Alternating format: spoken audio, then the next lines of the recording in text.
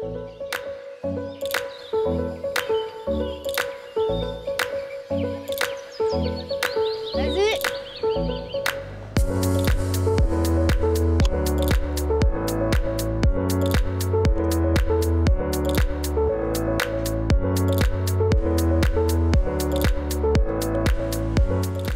À couper. Maquilleuse.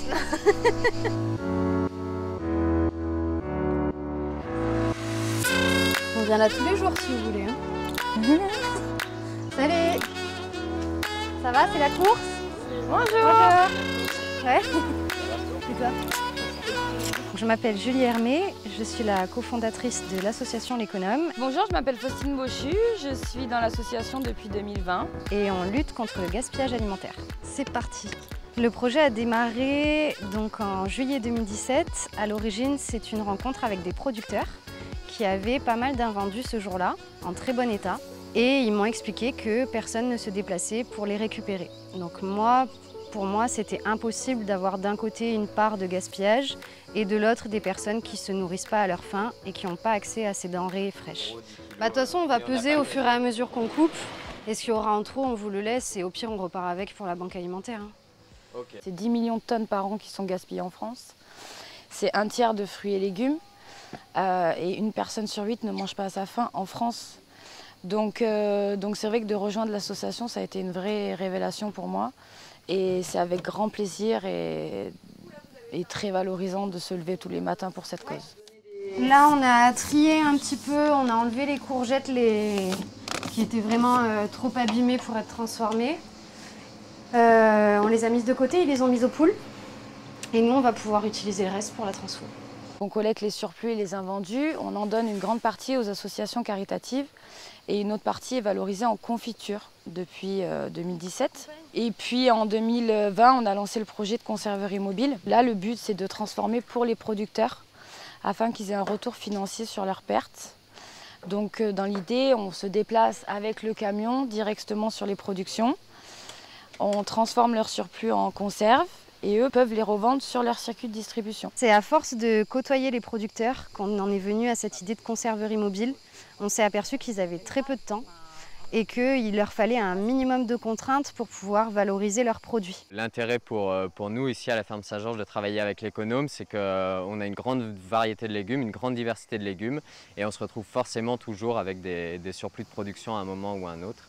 Et on fait aussi de la transformation de notre côté, mais il faut vraiment avoir des très gros volumes pour qu'on puisse mobiliser des gens et aller dans un atelier de transformation qui se trouve à quelques kilomètres d'ici.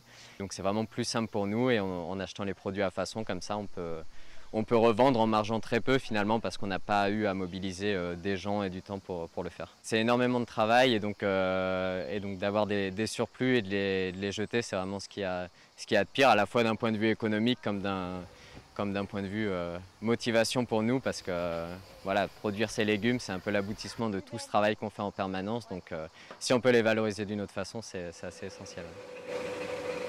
Alors ça s'appelle la révolution.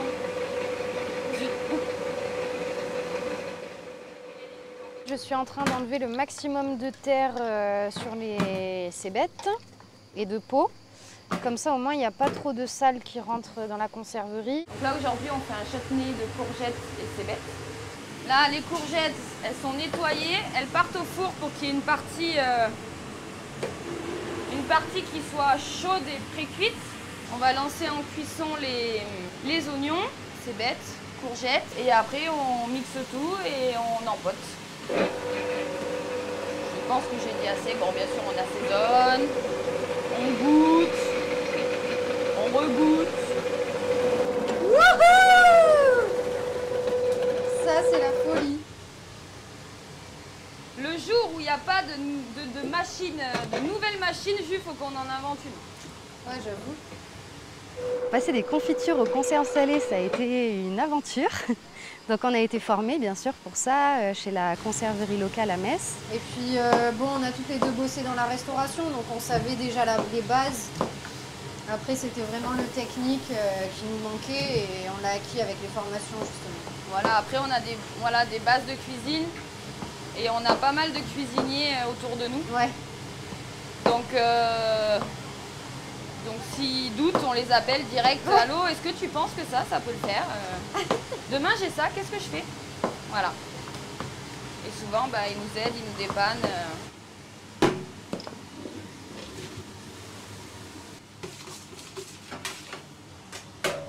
Hein? C'est bien? Maintenant, on fait en sorte que la recette soit bonne et que notre pH soit bon. Qui dit pH dit acidité. Moi, je trouve que c'est un poil amer, mais en effet, des fois, il y a des courgettes qui sont ultra amères. Tu as suivi que ça soit... Ouais. Il n'y a que 3 kg de sucre pour 55 kg de Ah oui, non, je produit. pense que ça pourrait être pas mal pour casser un peu. Outre le fait qu'on soit des amis depuis de longues dates, je pense qu'on a su trouver notre équilibre, comme dans n'importe quel binôme, n'importe quel couple. Et notre principale qualité, c'est vraiment la communication. On s'est aperçu qu'on était une équipe très complémentaire. Donc, dès l'arrivée de Faustine à la présidence de l'association en 2018, on a su qu'on était entre guillemets faites pour travailler ensemble. Parce que quand l'une a le bas qui blesse, l'autre est motivée et vice-versa, c'est très important. Et sur notre façon d'être, notre façon de travailler, on a aussi cette complémentarité qui nous aide et nous pousse. Et finalement, notre amitié est un bénéfice pour l'association.